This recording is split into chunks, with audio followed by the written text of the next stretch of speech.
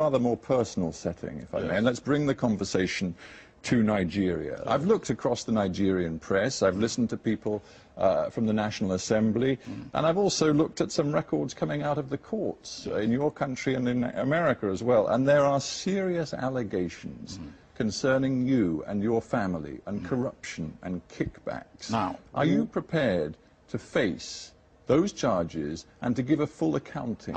Very, very much so. Very much so. And if you have any evidence, Steve, please show it to me, and I will defend myself anywhere in the world. Well, because what you are saying let's is absolute nonsense, without due respect. I am the only leader in Nigeria that has been examined and reported upon by the anti-corruption bodies in Nigeria. I am the only one.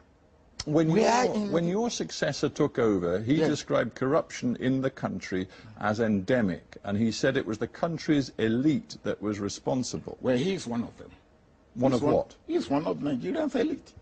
Of course he is, and he's saying, as he takes over and looks at what is happening inside government, there is corruption to the very top. That doesn't reflect well on you. He said that, did he mention Obasanjo?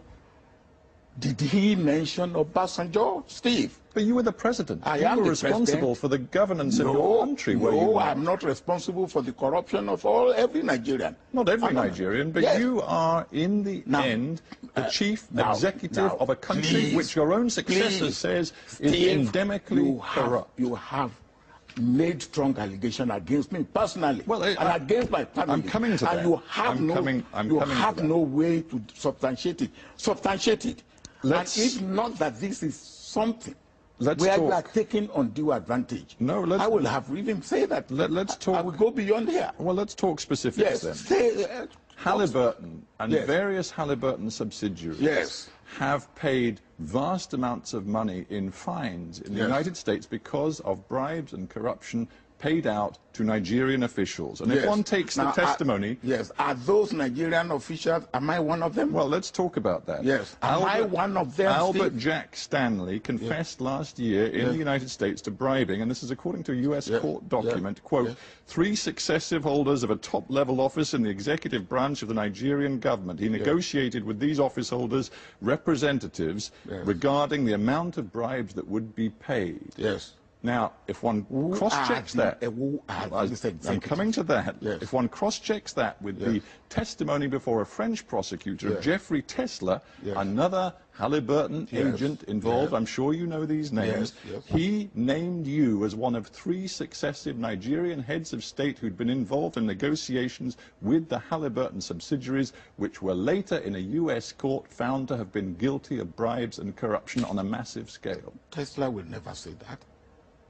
Tesla, it's in the French records. Let Tesla bring out because by the time when you say somebody is guilty of corruption, there must be the giver, there must be the taker, and there must be the evidence.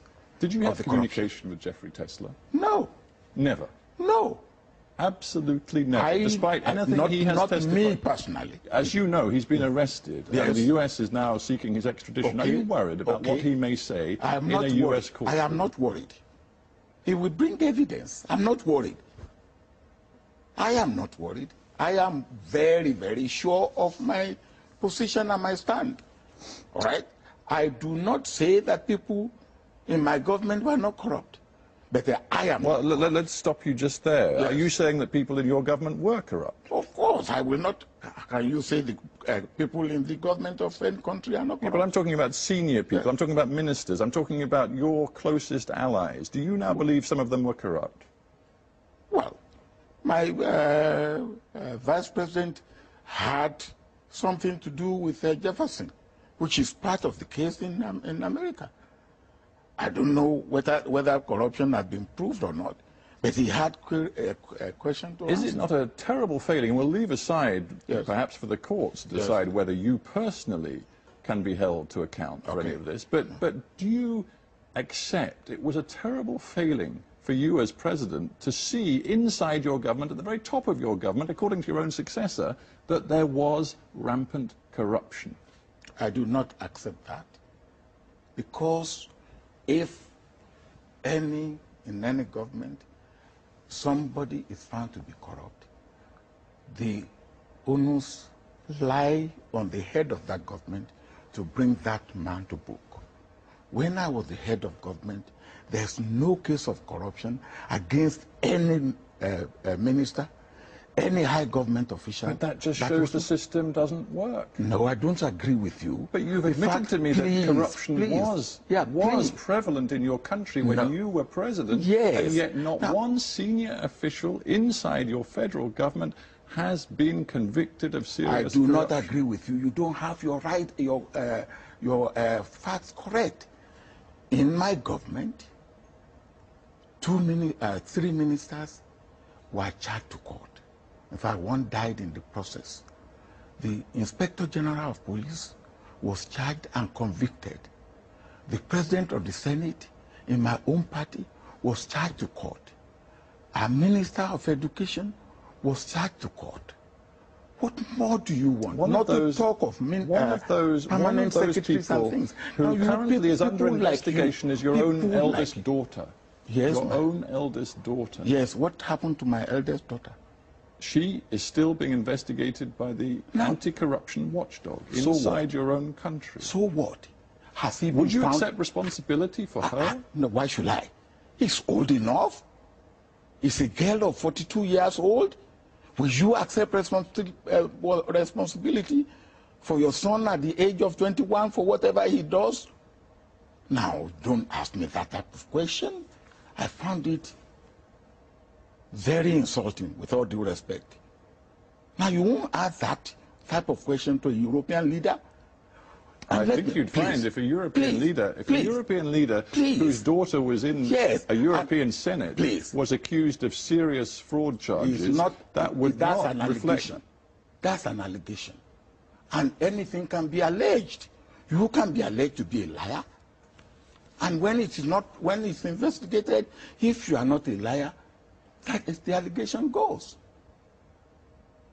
That's an allegation.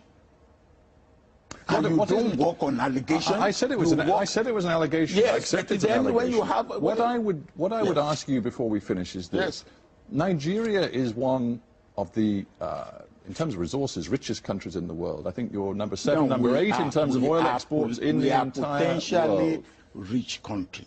We are not. Well, your oil reserves are proven and they are vast, and yet, according to UN figures, something like 1/3 of your population lives in extreme poverty, and that was the case when you left office. Can you explain why that was the case? Now, we have oil,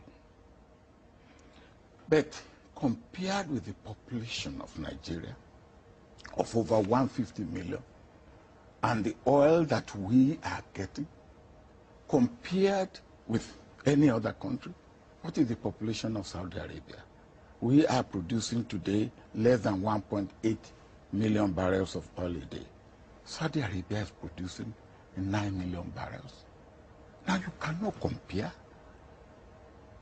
So, or UAE or Kuwait. So when you make this comparison, make it in the right context. But would you accept that Nigeria has not utilized the opportunities and resources that it has? I don't agree with you. Nigeria has used the opportunities and resources that it had to the best of its ability. But I will say there have been lapses. And you can say the same thing of any country.